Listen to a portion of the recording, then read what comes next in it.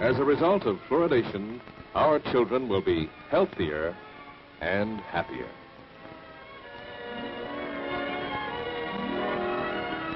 There is no health hazard that justifies postponing water fluoridation. You're not dealing with a benign substance. There's much too much risk for too little benefit. Fluoride is safe. They decided far too early, before the science was properly in, that fluoridation was a good thing. The dental community has no idea of the toxicology behind fluoride. Fluoride does not just affect the teeth. Fluoride is a neurotoxin. This is being drank by so many people throughout the U.S. every day. But who's responsible? Who's the doctor making sure we're not getting too much? The weight of evidence actually is more in favor of fluoride doing damage than against. This is against all principles of modern pharmacology. It's really obsolete.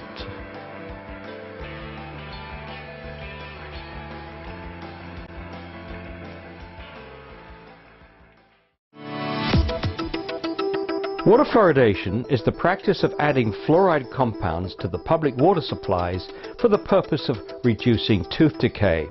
The policy, which began in the United States in the 1940s, has been hailed by the Oral Health Division of the United States Centers for Disease Control as one of the top 10 public health achievements of the 20th century. However, a growing body of science indicates that fluoridation is neither safe nor effective. In this video, we examine why over 2,000 health, scientific, medical, dental and environmental professionals are calling for an end to fluoridation worldwide.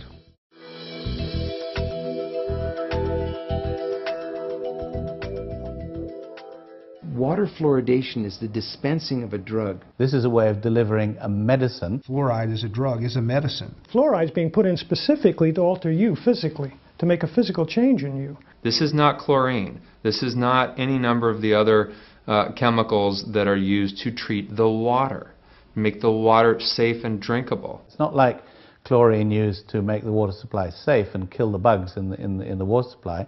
This is the only thing anywhere in the world that gets added to the municipal drinking waters to actually treat the human, to treat the body. There is absolutely no drug on the market that's given in a one-dose-fits-all situation. It's absolutely obsolete.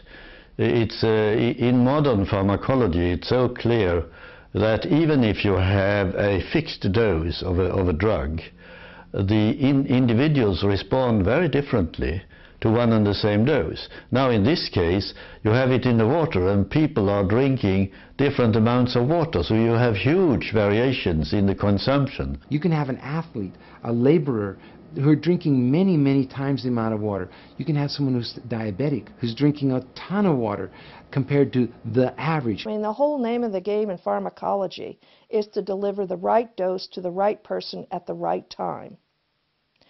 And that's not what fluoridation does. It can't do it. I would prefer an individual use approach. I would have no problem with a doctor or dentist prescribing fluoride for a patient that he was keeping in touch with and monitoring for possible side effects and for the efficacy of the drug. That's essentially what's done with any other drug, and that's the way it should be done for fluoride. We don't put other things in the water to try to keep everybody's blood pressure down or everybody's stroke risk down, and there's no reason why we should be trying a one-size-fits-all approach for this either. The problem with adding medicine to water is an obvious one of consent, that people can't give their informed consent, which is a basic of medical ethics. We're allowing communities to do to everybody in the community what an individual doctor cannot do to an individual patient, and that is prescribe medication regardless of the informed consent of the patient. What physician that you know in his right mind would treat somebody whose medical history he doesn't know, who he's never met, with a substance that's meant to do change in their bodies, and just with the advice, have as much or as little of it as you like, but you'll take it for a lifetime because it's meant to help somebody else's teeth? Voters medicate each other whether they want it or not. And if 51% of the voters say, we're going to medicate everybody in town, they all get medicated.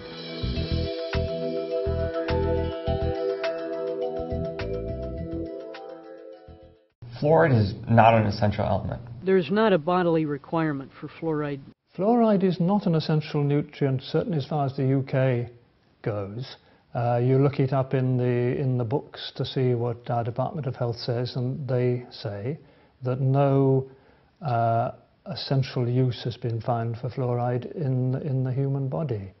So it is not in the category of a vitamin, and apart from anything, it's miles more toxic than any other vitamins.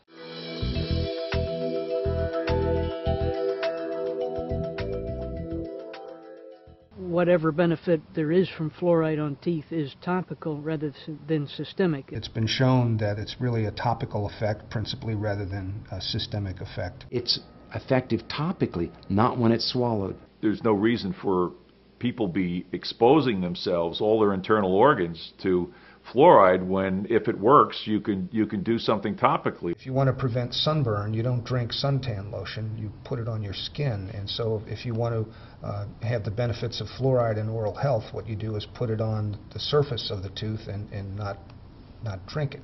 The quality of evidence for topical fluoride is in a different league from the evidence on water fluoridation. I mean, absolutely no question about that. Adding fluoride to toothpaste, you are going to ingest some of it, and that needs to be taken seriously. But it's not made to be ingested, and it's made to be rubbed onto the surface of the tooth, which is where you're supposed to have it. It's a much smarter way to go about using fluoride in dentistry. It's widely accepted that the topical application of fluoride to the surface of teeth is beneficial. I have no dispute with that. However, I can see absolutely no justification for asking the whole population to take it systemically, to swallow it, internalize it, for that benefit, because it's available in toothpastes, it's available in dental treatments at the dentist. So I don't think you can justify the fluoridation of drinking water on the lines of a topical treatment to teeth. It's illogical. One of the recommendations I've made is because we now know that it doesn't need to be swallowed, that the public has to be informed. Again, informed consent. They should be told that it doesn't work by swallowing it.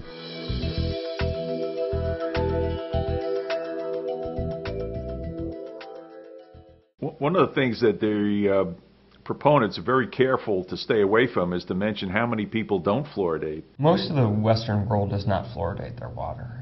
We are definitely in the minority in the fact that we push water fluoridation. Many of the countries in the world, the developed countries, no longer fluoridate, never did fluoridate. Most European countries do not fluoridate. Austria, Belgium, the Netherlands, France, Germany, Sweden, Norway, Denmark, Iceland, Italy, Greece, Portugal. The overwhelming number of countries in the world do not fluoridate, and guess what? Their teeth are just as good, if not better, than ours.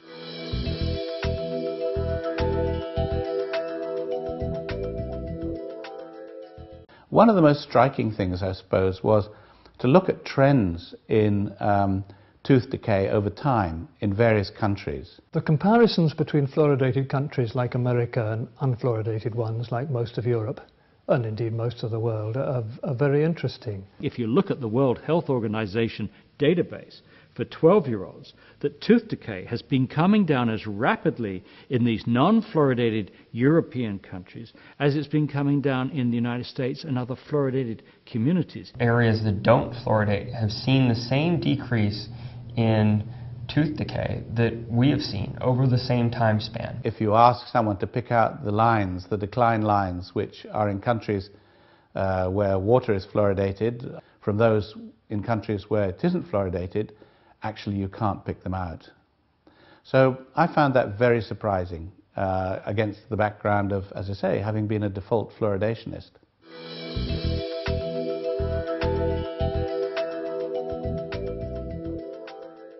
What you really need to look at and what matters at the end is what's your total body load. Children are getting a lot of fluoride from a lot of different sources. We've had a tremendous increase in fluoride from many sources. Water is one source. When we drink that water, when it's made into soda pop or it's made into beverages and made into soups, made into other products, we get fluoride from that source also. And we also have a lot of pesticides that have come on the market that leave fluoride residues on fruits and vegetables. Fluoride is a very common component in pesticides. And so, if you drink a glass of grape juice, that's a non-organic grape juice and it's got skins on it, you're going to get a very high level of fluoride just from your grape juice. And they're also getting it from toothpaste. Studies have shown that you swallow quite a bit of toothpaste, or the children swallow quite a bit of toothpaste. Even if they're told not to swallow it, it just happens by accident. They don't rinse as well as adults, and sometimes they don't have as good swallowing actions. And therefore they're getting a lot of fluoride from that. So who's monitoring this exposure of when are we getting too much? No one's monitoring that. Nobody's looking at the total exposure to ensure that we're not getting too much and that certain subgroups aren't getting too much. The reality is we need to reduce our fluoride intake.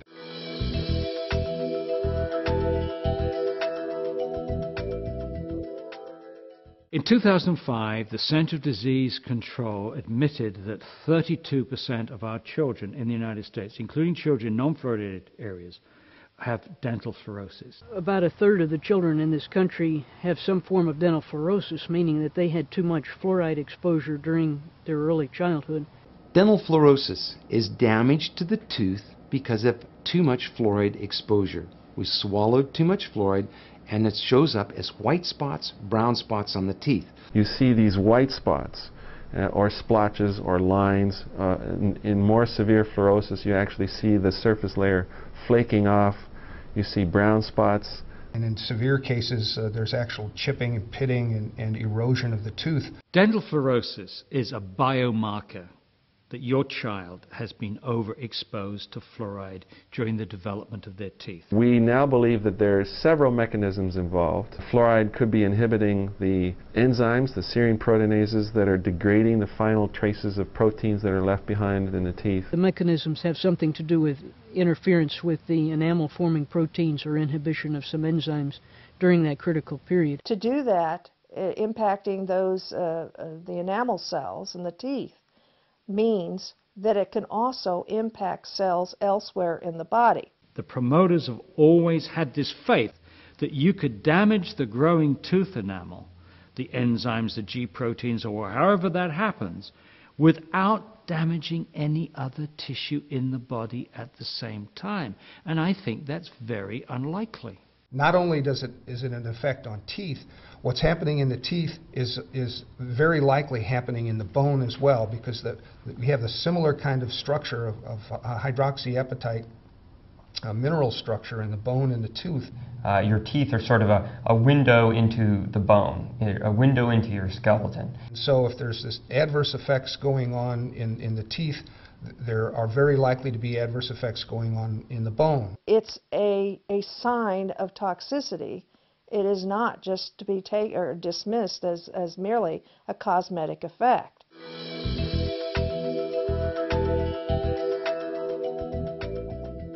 This whole debate has been captured for over 50 years by the dental lobby, by dentists whose preoccupation is teeth. Well, teeth are not the only issue in the body. As dentists, we diagnose pathology of the mouth, diseases of the mouth. And we tend to disregard or not involve ourselves with the diseases of the rest of the body because it's not within our purview, it's not within our license to diagnose other parts of the body. Most definitely, the dental community has had a monopoly, if you will, on the study of fluoride. And they have absolutely used tunnel vision to look at fluoride as a dental concern. However, it is not just a dental concern. It's a toxicity concern. The National Research Council has a report that just came out in 2006, which is one of the best sources of finding out what fluoride is doing to the rest of the body. One of the most interesting things in the report is the diversity of the number of organs that are being affected by the fluoride beyond either the teeth or the bones. We do need to get away from looking only at fluoride in connection with teeth. We need to be considering its effect on a whole bunch of other systems in the body, on people's general health in a whole lot of respects.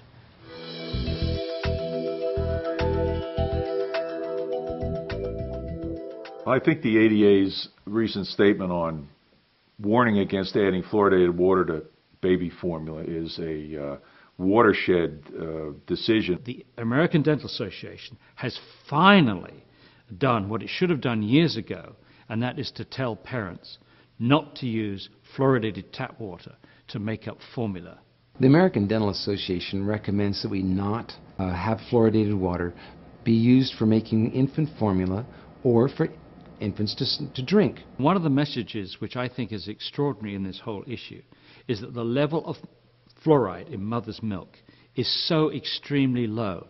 It's 0.004 parts per million, which is 250 times less than we put in the drinking water. There have been a couple men who have said, well, maybe mother's milk is flawed, but most scientists don't go that route. They say mother's milk seems to be the best we have, the best we know of, and if it's low in fluoride, maybe that's what we should have for infants, is low fluoride. Nature has devised a system for keeping fluoride away from the infant, and we're circumventing that by putting fluoride into drinking water. And I think there are consequences. I think parents should know that fluoride is an extremely active chemical when it gets into our body. It can interfere with the pineal gland. It can interfere with the thyroid gland. The thyroid gland and the pineal gland are both intimately involved with brain development, mental development. A real concern with young kids, especially with newborn infants, is that the blood-brain barrier is not fully developed at that point. And when children are drinking a formula made with fluoridated drinking water, they're getting a huge an inappropriate dose of fluoride in the developing brain. This may be part of the reason, for instance, of the depression of IQ that we've seen in these Chinese studies. You do not want to create a fluoride exposure during a period of brain vulnerability. All of these things are indicators, serious indicators, that you shouldn't expose young babies to fluoride. And of course that's exactly what happens when you put fluoride in the water. How are low-income kids supposed to, or low-income families, supposed to avoid giving their kids fluoridated water? They can't afford to avoid it. They can't afford to seek sources of drinking water that has no fluoride in it. I think that the low-income communities could be at higher risk for adverse effects from fluoride exposure or from water fluoridation.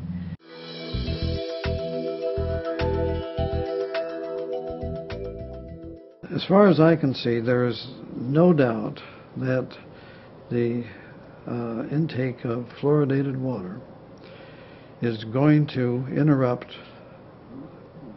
basic functions of nerve cells in the brain.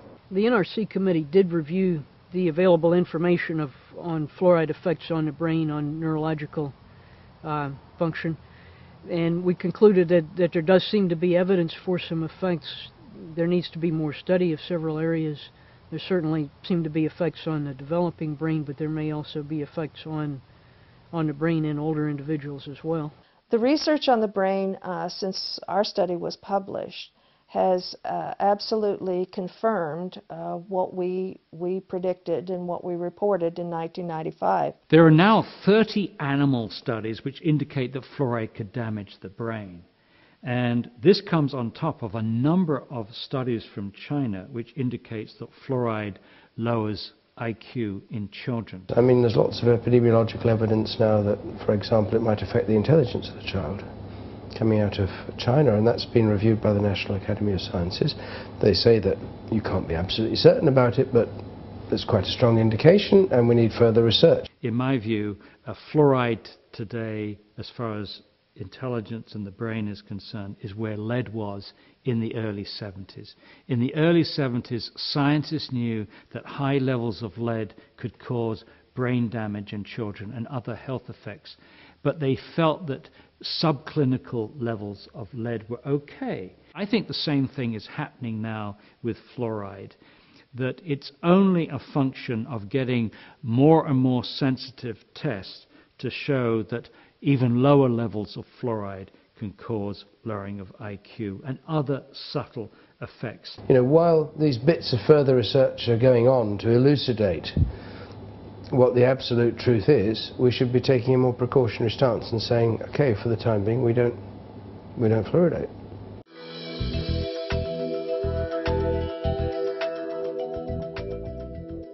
concern about fluoride and the effect on the thyroid is multifold. Fluoride was used to suppress hyperactive thyroid, especially in Europe back in the 40s and 50s.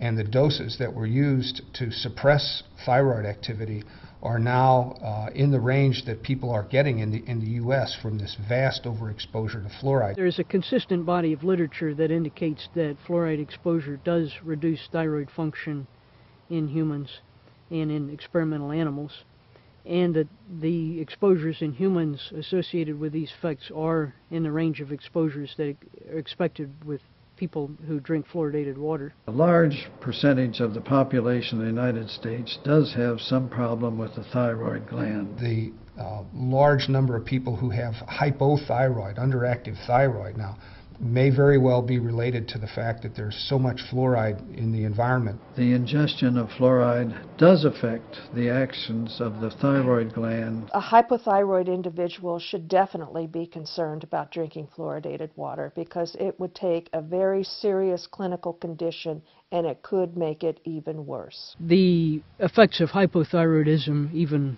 probably borderline hypothyroidism, are things like depression, lethargy. When a person just doesn't feel like getting up and doing anything, there are obviously a lot of things that can cause that, but low thyroid function is among them, and low thyroid function is a contributor to depression in some, perhaps many people.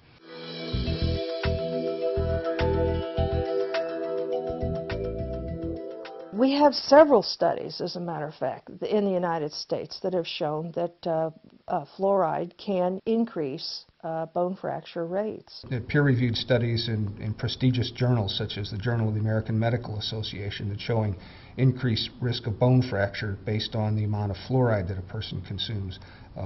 And consuming it in the level that people get from drinking fluoridated drinking water. We do know from animal studies that the strength of the bone actually starts to decline the more fluoride you have in the bone.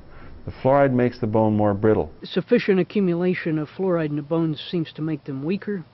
It makes them more dense on X-ray film, but this is associated with a more brittle structure. Of course, we're concerned about hip fractures because that's a huge cost to the healthcare system. Hip fracture in the elderly, in all too many cases, means that that person is not going to walk again or will even die.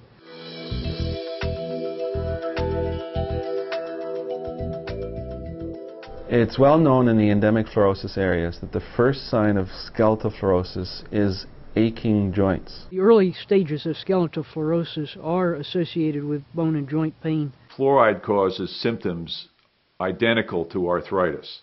You cannot distinguish the fluorosis or early fluoride poisoning from rheumatoid or osteoarthritis. It's very much the same.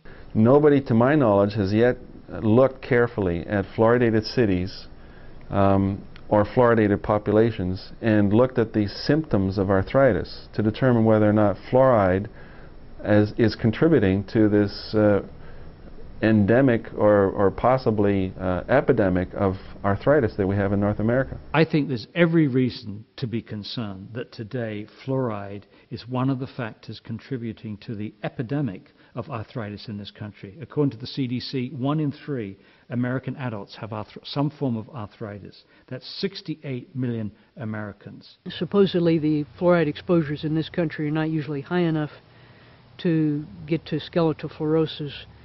But again, that's an area that really has not been studied well. I think it's likely, it's not a given, but I think it's likely that a lot of early stage skeletal fluorosis does show up as bone and joint pain, but it's never recognized as being skeletal fluorosis. If I was an arthritic individual, I would be eliminating every possible source of fluoride exposure that I could think of.